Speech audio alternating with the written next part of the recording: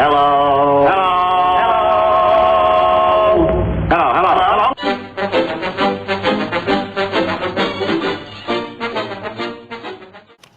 Hi.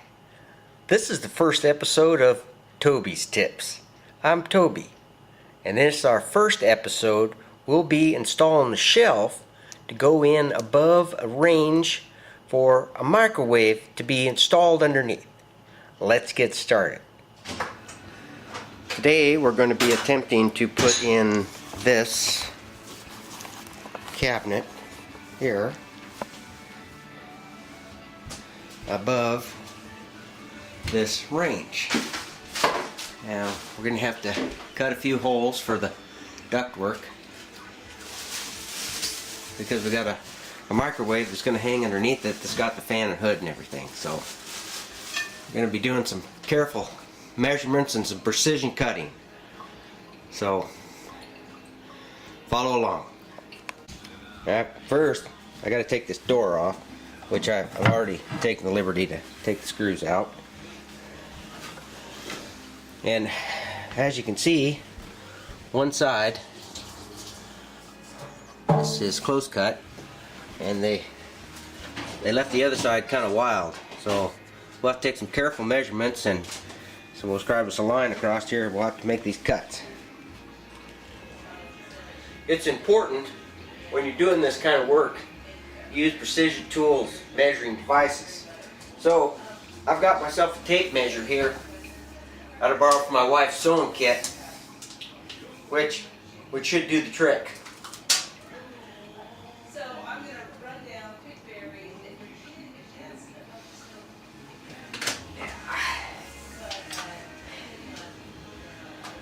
That's got a bunch of numbers on one side and other numbers on the other. I don't know what they mean. I don't know, she thought Well, it looks like, oh, I don't know, it's probably 30 in a line thingy, about 30 in a line thingy. Depends on how hard you pull it, it's a little different.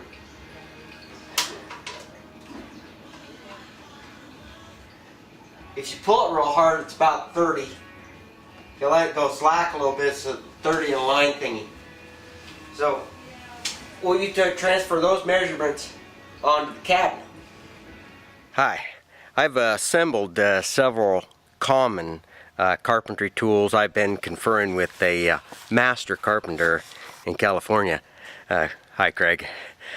Anyway, I've assembled some very common carpentry tools that I'd just like to kind of give you a quick rundown on, that we may or may not be using some of these tools on this particular installation.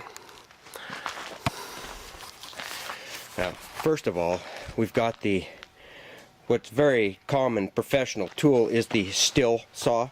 I happen to have a couple of different sizes of this particular still saw. Of course, this one is a little bit more precision, and then this is for, you know, like your framing and stuff, and then of course you've got a hammer. It's a large hammer for doing some adjusting and framing and such. Then of course you've got a little bit smaller hammer here, as you see, and I have a couple of hatchets that that carpenters will use for trimming things up a little bit. Of course, pry bars, and as always, a good carpenter always has a pipe wrench with him, because he's usually breaking off a plumbing fitting, or he'll use it to twist 2x4s and stuff around. And then of course every good carpenter always has some wood filler, and a good carpenter will use a lot of this. Alright, I'm going to make this cut now with of course a still saw. That's probably up there.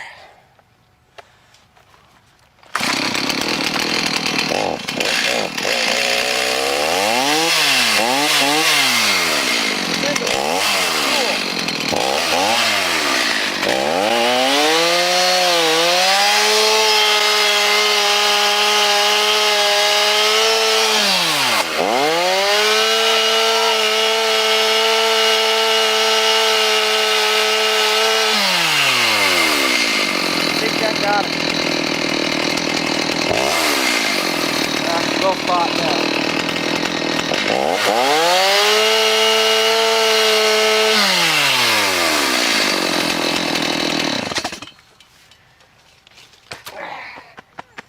Woodworking is a messy job. Hi again. I've made my cut, so we're gonna throw this shelf up here real quick now. I've gathered a few tools here behind me to help me put that in and do a little tweaking and adjusting. You know, you always have to do a little bit of that. So why don't I grab it real quick here and we'll put her up and see how everything goes. Alrighty. Alright, let's grab this guy here. Yeah, get him up, over. Yeah, look out. Okay, yeah.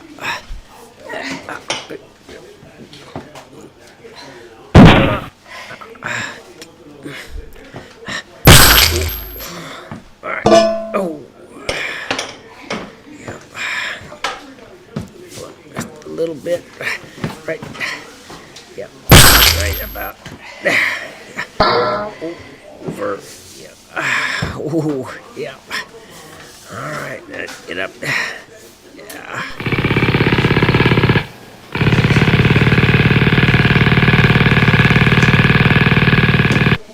Oh, yeah, I'm gonna need a little putty there.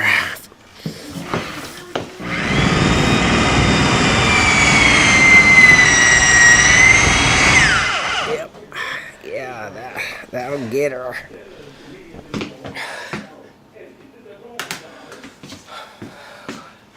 Oh, looks like my camera drifted down a little bit here. I should tighten up that tripod, huh? Well, here we go. We got her all finished. We got her up in there.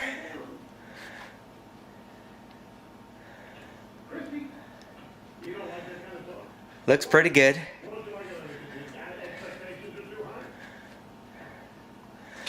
Looks pretty good. Yeah.